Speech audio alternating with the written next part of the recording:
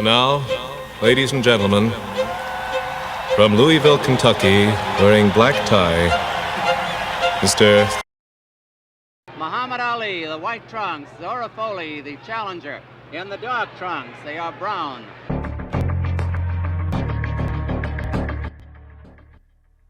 kii ugu fiicnaa jiilkiisa ayaa loogu yeeray waayihiisii feerka culus isaga ayaaba isu bixiyey magaca the greatest of all time shakhsiyaddiisii riigada feerka ka baxsanayd ayaa iyana ahayd mid ballaaran oo si weyn loogu xasuusto alle ha u naxariistee feeryahan maxamed cali kaa oo bilowgii noloshiisa la odhan jiray Cassius Clay balse magacaas iska beddelay markii uu islaamnimada qaatay cali January 1942 oo uu dhashay iyo June 2016 oo uu dhintay ayaa noloshiisu u dhaxaysay wax badan oo looga daydo ayuuna uga tegay dunida feerka culus oo si weyn magaciisa iyo ficiladiisaba looga xuso falowda haddaad boggan ku cusub tahay muuqeenana sii faafi haddii uu ku qanciyo kuna soo dhowow 8 xaqiiqo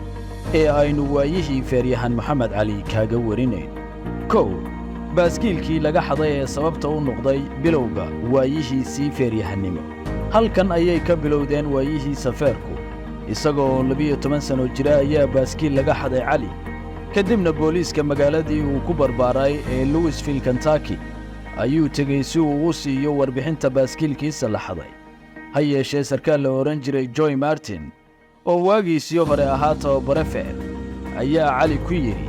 ka warran haddii aan ku baro xeelada aad baaskiilkaaga ku difaacato hadda kadib si aan lagaaga qaadin cali waxa uu si weyn ula dhacay xeeladaha feerka ee sarkaalkaasi tusay tan cajiibka ah ayaana ah inuu 6 asbuuc kadib ku guulaystay dagaalkiisii feer ee ugu horreeyey 2 markii uu dhashay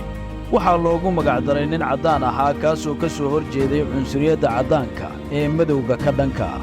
cali waxaa loogu magacdaray Cassius Marcellus Clay kaa oo ahaa caddaan ka soo hor jeeday addoonsiga iyo takoorka dadka madow waxaa la wariyey inuu ninkaasi xorriyadda siiyey 40 qof oo addoommo u ahaa aabbihiis kuwa oo madow ahaa isla goortaana waxa uu ninkaasi hormuud u ahaa ololayaal badan oo looga soo hor jeeday cunsuriyadda ka dhanka madowga ha yeeshee cali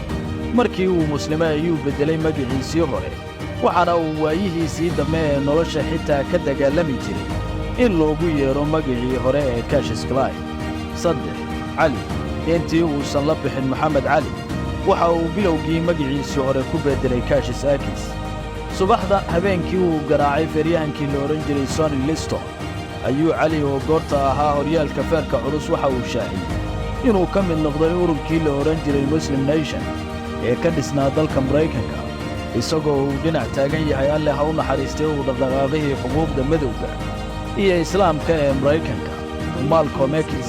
ayuuna shaaciyey inuu magaciisa ku beddelay Cassius Akis isagoo sheegay inuu beddelay magaciisii hore oo uu ku micneeyey inuu addoonsi u taagnaa waxaana uu magacaas Cassius Akis watay ilaa uu madaxii ururkii The Muslim Nation Ali Jah Mohammed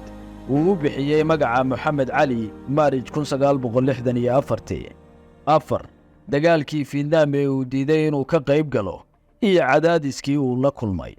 1967 cali waxa uu diiday inuu ka qayb galo dagaalkii militariga Maraykanku ku qaaday dalka Vietnam waxaana uu diidmadiisa ka qaybgalka dagaalkaas u cuskaday diinta islaamka oo reebtay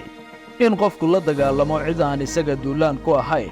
masaafo fogna u jirta halka uu ku nool yahay Mohammed oo markaa haystay horyaalnimada feerka culus ayaa waxaa laysansigii ama shatigii feeryahannimo kala laabtay guddigii ciyaaraha oo lagu magacaabi jiray New York State Athletic Commission waxaana ay sidoo kale ka wareejiyeen suunkiisii horyaalnimada feerka maxkamad ayaa la saaray isla goortaas cali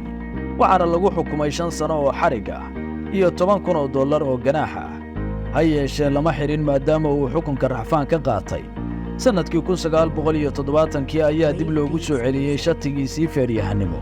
isla sanadkaasna waxa uu ku soo laabtay loolanka feerka oo waxa uu garaacay Jerry Quarry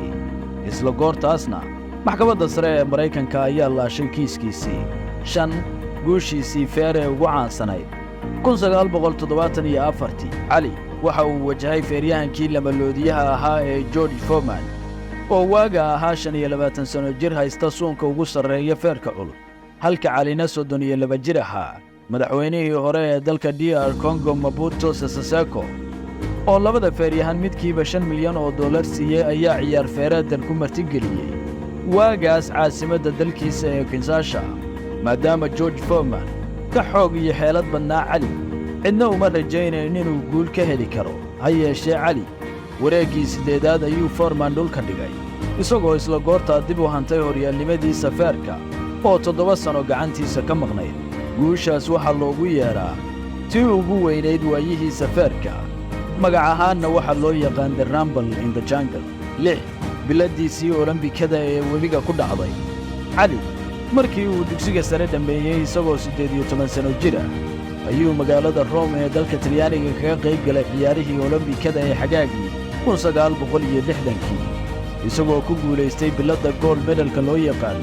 ha yeeshee waxa uu isaga lafahaantiisu qoray inuu webiga Ohio River ku tuuray biladaasi uu u muujiyo